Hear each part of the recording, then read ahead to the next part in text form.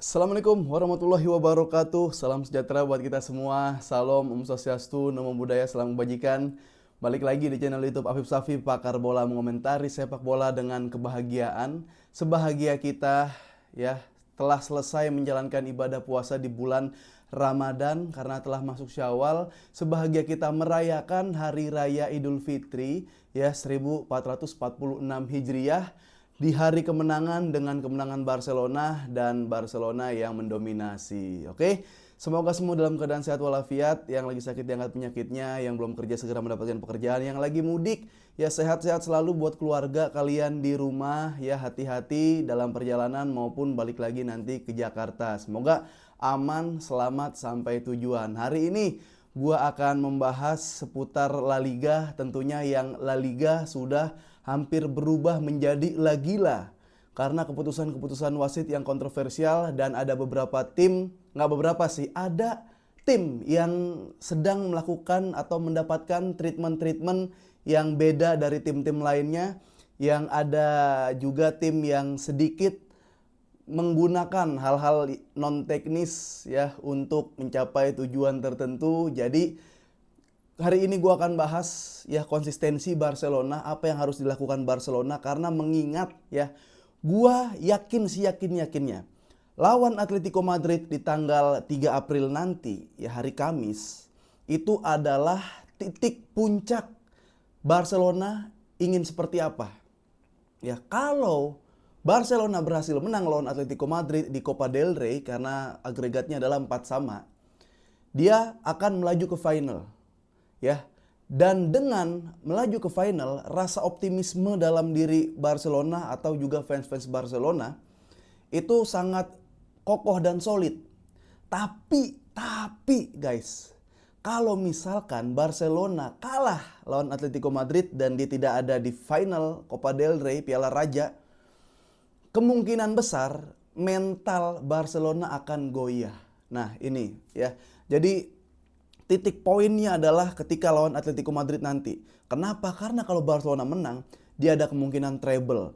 Dia ada kemungkinan menang ya, atau di final ketemu Madrid, ada El Clasico lagi, berjilid-jilid berarti musim ini. Ya, setelah misalkan dia menang Copa del Rey, dia akan bisa lebih fokus lagi ke Liga Champions ya, atau sebelum Liga Champions perburuan gelar La Liga dulu nih. Karena lawannya udah mulai bukan teknis lagi tapi non teknis nih nanti. Ya, dan kalau misalkan itu berhasil, ada kemungkinan juga Barcelona bisa melangkah jauh, bahkan bisa masuk final Liga Champions. Kalau di Atletico Madrid nih kita lihat nanti nih mental seperti apa. Karena 9 match terakhir dalam La Liga ini semua match adalah penentuan, nggak boleh kalah. Ya, Barcelona masih dapat kesulitan, mungkin akan berhadapan dengan Leganes nanti, Real Betis tanpa Isco. Ya, dia masih ada Celta Vigo, masih ada El Clasico, dan masih ada Athletic Club di pertandingan akhir. Itu 9 match Barcelona tuh yang nggak boleh meleset sedikit pun, harus pintar-pintar jaga kondisi pemain. Nah, jadi gua akan bahas apa yang harus dilakukan oleh Barcelona selama dari saat ini sampai akhir musim. Potensinya apa aja nih yang beda nih. Dan gue mau ngasih ke kalian juga peningkatan yang menurut gua sangat signifikan yang dilakukan oleh individual ya, para pemain yang sangat meningkat, dan harusnya diapain aja nih Barcelona nih dengan pemain-pemain yang udah ada, dengan skuad yang udah ada. Itu dia. Tapi sebelumnya, menurut data teman-teman, ada dari data YouTube ini yang nonton Karbol Mania, gue mau mengucapin selamat Lebaran, selamat Idul Fitri. Mohon maaf lahir dan batin, kalian udah subscribe, kalian selalu nonton setiap gue upload video. Tapi ada beberapa orang yang sekarang nonton video Pakar Bola ini belum subscribe. Jadi dia hanya nonton tapi belum bisa subscribe.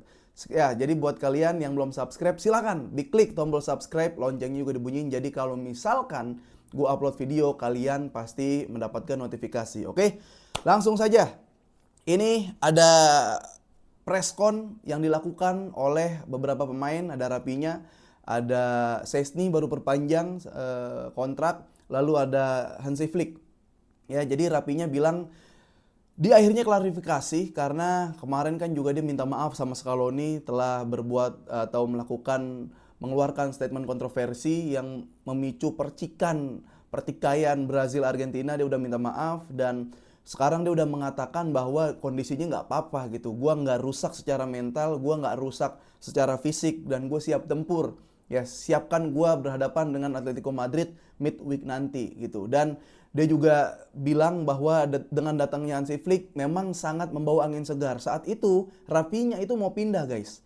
Ya, karena ada klub yang menawarkan gaji 2 kali lipat, dan kalau dia pindah juga bakal menguntungkan Barcelona. Tapi ketika Hansi Flick datang, dia bilang melakukan komunikasi secara persuasif dengan Rafinha bahwa Rafinha, gue ini butuh lu, Rafinha, gue ini akan mengandalkan lu, gue akan menempatkan lu di posisi yang sangat penting. Biasanya gitu tuh ya, dalam obrolan pelatih itu, obrolan manajemen ke pemain, kasta pemain ini bukan kasta ya, apa ya, pemainnya ini dapat disiapkan di mana nih ya, ada yang pemain penting, terus selalu diberikan kesempatan, atau pemain yang siap gitu untuk di bench atau siap menerima gempuran kalau dia nggak dimainkan, seperti itu. Nah, Rafinha menjadi kebanggaan Hansi Flick. Hansi Flick banyak dekat dengan pemain-pemain. Jadi gue juga ngerasa dengan datangnya Hansi Flick dia bisa memanfaatkan potensi yang ada di diri Rafinha. Karena menurut gue pelatih yang baik adalah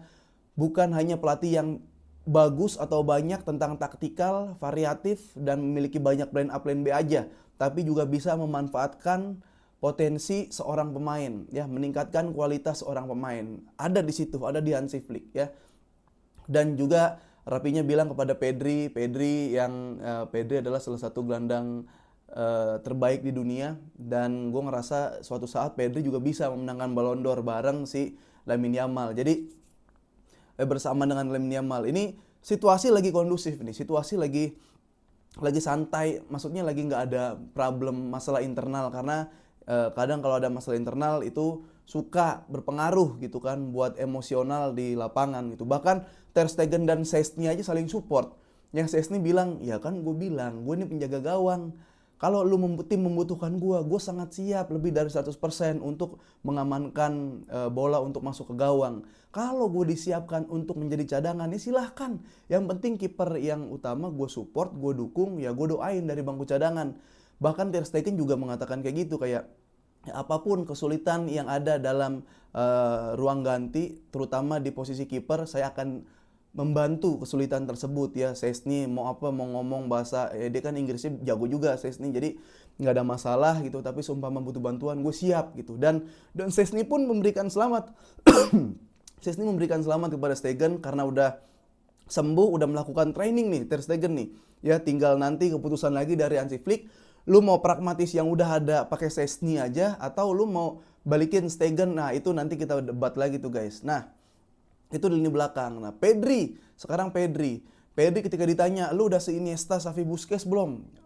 Terus si Pedri bilang, ya gua masih banyak waktu untuk menyamai level Xavi, Iniesta, Busquets. Tapi menurut gua guys, ini bagus sih ya, dengan hadirnya Pedri. Dia lahir setelah Xavi, Iniesta, Busquets. Karena apa? Karena gua ngerasa Pedri tuh mempelajari semuanya. Ya, dia ngelit di tengah, dia bisa jadi Busquets. Dia bisa jadi Busquets, bahkan bisa potong serangan loh. Busquets kan nggak terlalu sering jadi breaker buat tim kalau lagi diserang gitu. Pedri tuh bisa jadi breaker, interceptnya bagus, timingnya bagus. Jadi dia bisa lebih dari mereka bertiga malah dalam mengambil bola. Ya, dia lebih dari Xavi, Iniesta, Busquets dalam mengambil bola. Ya, head map-nya juga luar biasa ini si Pedri. Ya, itu Pedri. Kalau megang bola, dia bisa kayak Busquets. Di press nggak panik seperti Busquets. Ya, ngapain? Apalagi? Ya, gocekannya Iniesta. Lu tahu kan, kayak kalau fundamental sepak bola tuh, kalau dribbling kan one step, one touch ya, tak tak tak tak. Dia tuh bisa yang setengah step, ya, tapi ada 2 touch, tak tak tak tak tak tak tak lewat. Gimana tuh jelasinnya tuh? Itu ada, dia di step kaki kanan, touch kaki kanan, kaki kiri langsung masuk, dar, musuh ketipu. Sering banget Pedri kayak gitu. Body fan-nya juga luar biasa ya. Dia gocekan udah kayak Iniesta. Apalagi umpan kayak Xavi. Kalau Barcelona klinis nih ya, bukan cuma Lewandowski, kayak mungkin Yamalnya klinis, Rafinha-nya lebih klinis, atau second striker lebih klinis. Ini banyak orang asis. Rapinya bilang, Pedri ini memang tidak banyak mengukuhkan gol. Tapi menurut saya Pedri adalah pemain yang paling penting. Bahkan dia adalah jantung di Barcelona. Kalau Rapinya bilang Pedri adalah jantung di Barcelona, gua mengatakan Pedri adalah nyawa Barcelona. Ya, dan sekarang kondisinya adalah Frenkie de Jong udah mulai menemukan dirinya lagi. Ya, mulai dirinya lagi nih. Gue ngeliat dia di Ajax sama baru datang di Barcelona. Aduh, lu tau lah kayak gimana mulut gue kalau udah sebel sama permainan seseorang ya. Gue udah sering bilang, gue nggak kaget nih si Frenkie de Jong bisa lari 80 meter lah kira-kira itu dari ujung ke ujung, nggak ada yang ngejar karena larinya cepat. Gue tuh nggak kaget karena apa? Gue pas di Barcelona, pas di saat itu masih di Camp Nou, gue ngelihat warming up Barcelona nih. Setelah di akhir-akhir dia melakukan sprint dari gawang ke gawang. Yang paling kencang siapa? Saat itu ada Dembele, saat itu ada Balde. Siapa yang paling kencang? Frenkie de Jong. Ada, lu lihat short gue deh. Warming up Barcelona. Gue videoin. Paling kencang Frenkie de Jong. Tapi kenapa dia tidak menerapkan itu di lapangan? Paksaannya, determinasinya nggak ada. Frenkie de Jong, keinginan untuk kayak lebih dari Pedri, keinginan buat lebih dari lawan, keinginan memenangkan duel, keinginan untuk melewati pemain, nggak ada. Padahal dia bisa. Jadi yang gue roasting adalah dirinya dia yang males, yang nggak mau keringetan. Karena apa? Frenkie de Jong saat itu adalah gaji tinggi, kontribusi rendah. Tuh Frenkie de Jong. Oh lah guys, kalian jangan salah kaprah sama gue. Nah, di situ di lini depan, oke, kita kehilangan yang namanya Dani Olmo karena dia cedera, tapi dia bisa hadir lagi lawan Dortmund nanti. Ya, dan Dortmund tuh udah mesen 300.000 tiket buat Liga Champions. Wah, gila nih ya, Lowell nih memang harus diimbangi sama supporter Barcelona di Camp Nou memang. Nah, Dani Olmo penggantinya siapa ya? Ayo sebut. Ayo sebut. Nih Rapinya sembuh bisa main. Siapa yang gantiin Dani Olmo? Enggak. Gua Fermin Lopez. Ya, Fermin Lopez main babak pertama, touchingnya udah beda, tanggung jawabnya udah mature. Dia apalagi keputusannya juga dewasa banget. Ya kalau misalkan dia ngelihat temen yang memiliki probabilitas untuk mencetak golnya lebih besar, dioper. Udah sedewasa itu Fermin Lopez. Fermin Lopez mainin babak pertama lawan Atletico Madrid, babak kedua off lagi nih, deadlock, masukin lagi hiu kita. Ya, gue udah bilang tuh, kalau kita deadlock lawan Atletico Madrid, orang-orang yang bikin kaget ini kadang pemecah deadlock nih. Ya itu. Ya jadi gue ngerasa apa yang perlu dilakukan Barcelona di La Liga 9 match terakhir. Ya, pinter-pinter. Pinter-pinter banget. Yang namanya backbone itu dari belakang sampai depan nggak boleh diganti. Kalau lu mau ganti sayap-sayapnya boleh. Kemarin Balde diganti Gareth Martin, nggak terlalu terlihat jomplang. Ya mungkin Konde nanti gue nggak tahu seperti apa, tapi Konde lagi fit banget. Ya tapi Rapinya main ganti Gavi, jomplang sebenarnya. Ya karena backbone-nya udah mulai miring nih. Backbone jangan diganti kalau mau melakukan rotasi. Setelah menang 2-0, 3-0 baru tarik pemain. Jangan coba-coba sekali lagi. Ingat lawan Osasuna itu bukan rotasi, itu bukan menyimpan tenaga, tapi itu mengganti semua pemain hebat, winning timnya dihapus, diganti sama pemain-pemain yang belum siap, ya. Jadi bahkan gue lebih memilih Pablo Torre dibanding Gavi untuk menggantikan posisi Dani Olmo. Nah, jadi apa yang harus dilakukan? Konsisten, pinter-pinter nyimpen tenaga, pinter-pinter rotasi, jangan sampai salah line up di awal sehingga terlihat jomplang secara squad. Dan mentalitas sangat diuji. Ya Barcelona sekarang udah masalah mentalitas. Kenapa? Kualitas dia punya. Ya kualitas dia punya, taktik ya taktik termasuk kualitas lah. Ya fisik udah mumpuni nih. Main Barcelona nih, Lamine Yamal nggak kagok tuh. Abis main negara main lagi, Pedri nggak kagok tuh. Abis main di negara main lagi langsung. Frenkie de Jong napasnya udah kembali jadi atlet. Kemarin kan jadi ini. Jadi apa ya? Jadi manusia biasa aja deh, tapi sekarang jadi atlet. Nah, konsistensi udah, ya, kualitas pemain bagus. Kita udah pernah tertinggal terlebih dahulu, kita comeback. Kita pernah Barcelona kartu merah lawan Benfica, tapi menang dengan 10 orang. Ya, Barcelona udah kalah 2-0. Atletico Madrid jadi menang 4-2. Udah bisa kayak gitu. Konsistensi udah, kualitas pemain udah, Kita lihat nih keberuntungannya, mentalitas termasuk dan juga keberuntungannya. Kalau dia nggak beruntung, suka ada-ada aja ntar cedera, amit-amit nih, paling hal yang amit-amit nih ya. Gue kualitas gue udah percaya sama Barcelona, hal-hal teknis udah percaya sama Barcelona. Keberuntungan nih, entah kayak ada yang kartu merah, amit-amit merugikan tim sendiri, amit-amit pemain atau pelatih kartu merah, amit-amit terus merugikan tim sehingga kehilangan poin, itu jangan sampai. Ya, yang nggak bisa dilawan adalah faktor non teknis. Ya, karena udah sering banget. Mungkin nanti kalau kalian yang komplain video gue, Bang, coba dong kalau lu ngomong, lu kasihin video, lu sertakan video biar kita enak melihatnya. Lu lagi ngomong di part yang mana. Nanti ya, kalau misalkan ada beberapa hal-hal yang aneh-aneh lagi, gua akan rekap, mudah-mudahan gua akan rekap nih seluruh kecurangan-kecurangan atau hal-hal non teknis yang nggak bisa dilawan. Ya, karena La Liga udah mulai lagi lah, oke?